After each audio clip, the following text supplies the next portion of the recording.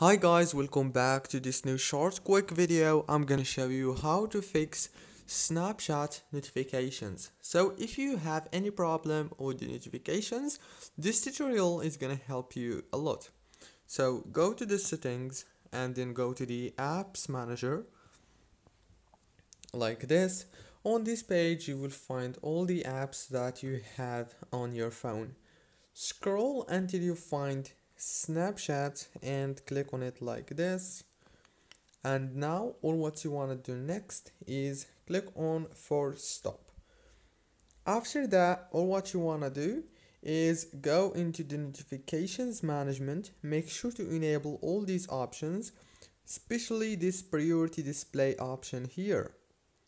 After you enable it, the problem must be solved, and then restart your phone. Don't forget to like and subscribe.